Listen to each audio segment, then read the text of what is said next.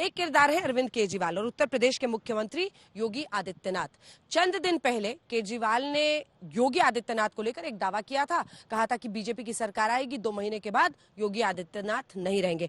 उसी दावे से यूपी की राजनीति में योगी को लेकर अटकलों का बाजार गर्म हो गया है।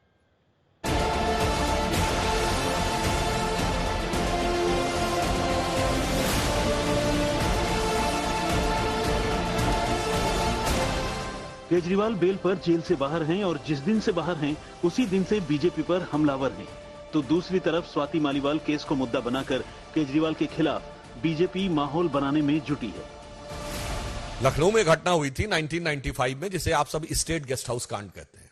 मायावती जी के साथ ऐसा ही हुआ था और ये उनका शब्द था, मायावती जी का, मेरा शब्द नहीं है। कोट अनकोट बोल रहा हूं कि समाजवादी पार्टी के गुंडे मेरी जान लेना चाहते थे, अनकोट, और उनके साथ हाथापाई हुई थी, दुर्व्यवहार हुआ था, जिसे हम सब स्टेट गेस्ट हाउस कांड के रूप में जानते हैं।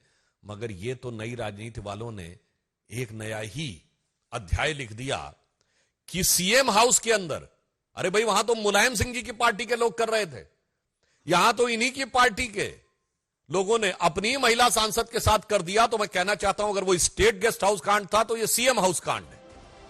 बीजेपी ने स्वाति मालीवाल केस को यूपी के गेस्ट हाउस कांड से जोड़ा, केजरीवाल के चाल और चरित्र पर उंगली उठाई। अमित शाह तो एक कदम और आगे बढ़ गए।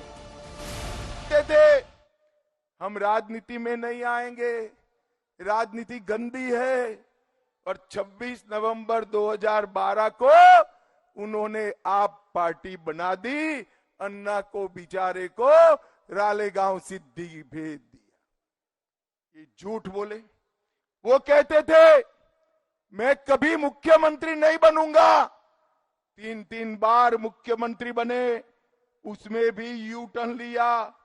उन्होंने कहा था कि कांग्रेस में, दिल्ली में की सरकार कांग्रेस की गिराकर इनको जेल में डालेंगे।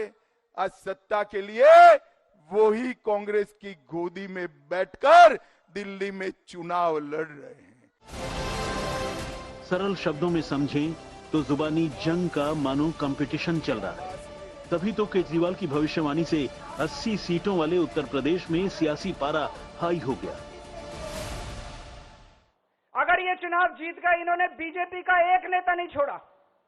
आडवाणी जी की राजनीति खत्म कर दी इन्होंने, मुरली मनोहर जोशी की राजनीति खत्म कर दी, सुमित्रा महाजन की, शिवराज सिंह चौहान जिसने मध्य प्रदेश का चुनाव जीत के दिया इन लोगों ने, शिवराज सिंह चौहान ने उसको मुख्यमंत्री नहीं बनाया, उसकी राजनीति खत्म कर दी। वसुंधरा राजे की जो राजनीति खत्म कर दी इन्होंने, खट्टर साहब की राजनीति खत्म कर दी, डॉक्टर रमन सिंह की राजनीति खत्म कर दी। अब अगला किसका नंबर है? योगी आदित्यनाथ। अगर ये चुनाव जीत गए, मेरे से लिखवा लो, 2 महीने के अंदर उत्तर प्रदेश का मुख्यमंत्री बदल देंगे ये। केजरीवाल ने दावा किया कि चुनाव के बाद यूपी के मुख्यमंत्री योगी आदित्यनाथ की कुर्सी जाने वाली है। जैसा शिवराज सिंह चौहान और वसुंधरा राजे के साथ हुआ, वैसा योगी के साथ होने वाला है। केजरीवाल की भविष्यवाणी पर योगी ने दिल्ली की धरती पर बड़ा ऐलान कर दिया। संगति का असर तो पड़ता ही पड़ता है। कांग्रेस के भ्रष्टाचार में लिप्त हो गए तो स्वयं भी लिप्त होते होते जेल की शिक्षों के अंदर चले गए और जेल के साइड इफेक्ट को मुझ पे थोपने का प्रयास कर रहे हैं।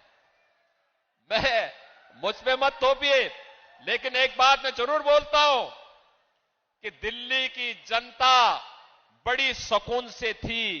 आप फिर बाहर आ गए हैं। आपकी खांसी से दिल्ली की जनता भी खांसते हुए दिखाई दे रही है, हाँफते हुए दिखाई दे रही है। योगी ने अपने अंदाज में जवाब दिया तो अरविंद केजरीवाल ने नया दांव चल दिया।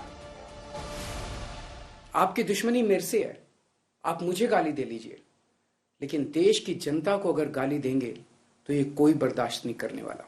कल योगी जी भी दिल्ली आए थे। योगी जी ने भी आकर दिल्ली में मुझे काफी गालियां दी। मैं योगी जी से पूरी विनम्रता के साथ कहना चाहता हूं, योगी जी, आपके असली दुश्मन तो आपकी पार्टी में बैठे हैं। मुझे गाली देने से क्या फायदा? प्रधानमंत्री जी और अमित शाह जी आपको यूपी की कुर्सी से हटाने का पूरा प्लान बना चुके हैं। आप उनसे निपटिए ना। आप केजरीवाल को क्यों गाली दे रहे हैं बेकार में? चुनावी मौसम में दोनों पार्टियां भली भांति दांव चल रही हैं, लेकिन चुनाव में ये दांव कितना कारगर होगा 4 जून के नतीजों के बाद ही पता चलेगा। आज तक ब्यूरो।